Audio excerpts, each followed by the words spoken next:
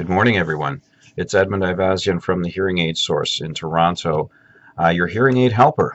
And so today I wanted to talk to you guys about a little bit about my history, how I got to where I am sitting right now and sitting in front of you.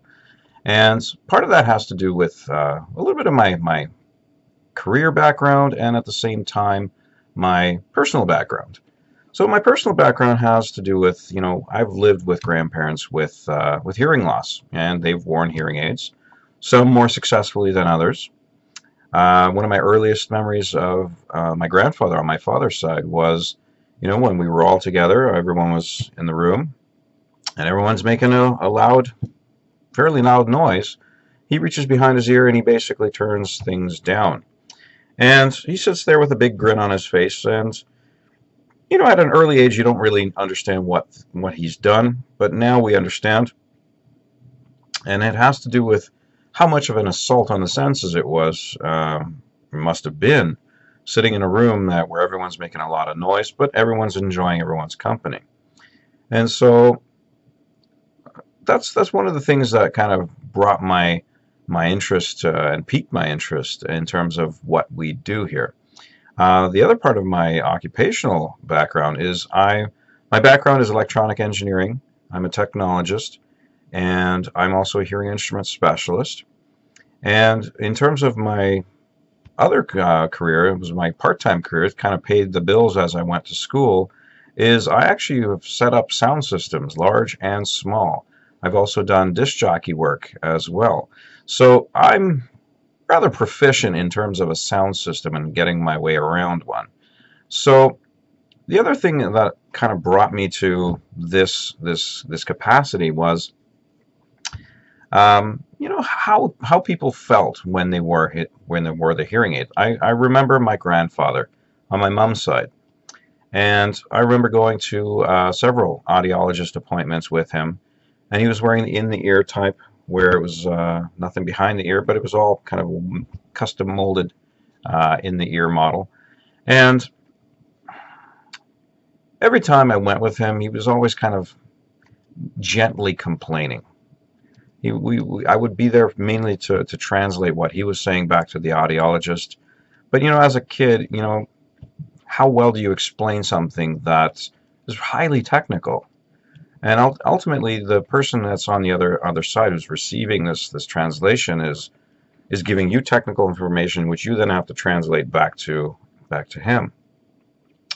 So I take this very personally. I know it's difficult to sometimes communicate when something is good or when something is bad, especially in a detail format. So I basically I'm reliving how my grandfather felt. I don't want to make somebody feel like they can't communicate with me. I take that very personally. If something isn't working and you tell me, I'm going to listen. I'm going to listen intently. I'm going to ask you very specific questions to figure out why things aren't working. And we're going to do what we can to fix the problem. And I take ownership of that. I want people to understand that if something is wrong, if something isn't enabling you to hear, you've paid all this money to hear properly, and you're not able to do so, there's going to be a problem. We need to communicate, and that's basically in a nutshell what we do. We help people communicate, and part of that is feeling comfortable enough to communicate. Now, one of the decisions I made in terms of my business is I want people to feel like this isn't a doctor's office.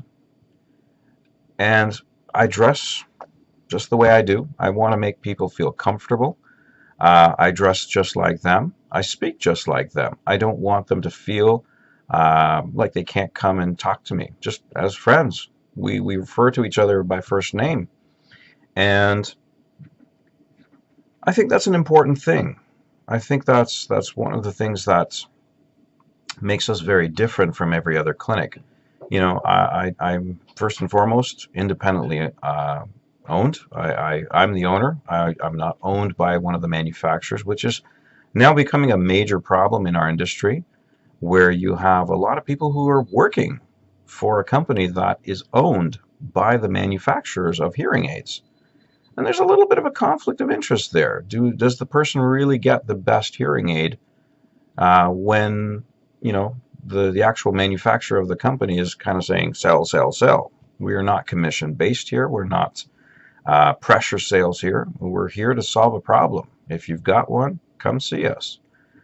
And I think that when a person has purchased a hearing aid that's a quality hearing aid, um, has the potential to hear properly, but more than that, that hearing aid has to be configured properly in order for them to hear their best.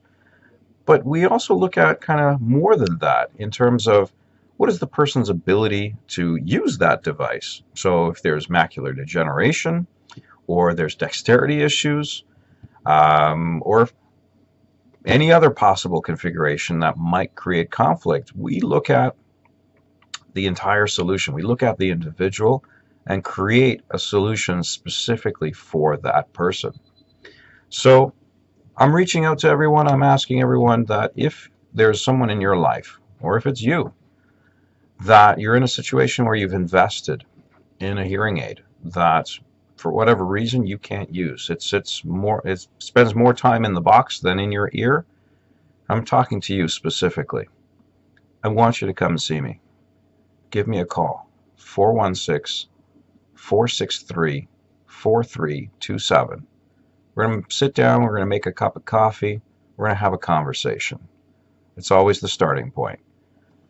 I'm looking to talk to you guys soon. We'll talk again, and we'll see how many more people we can engage and get them back into a social fold. We'll talk again soon.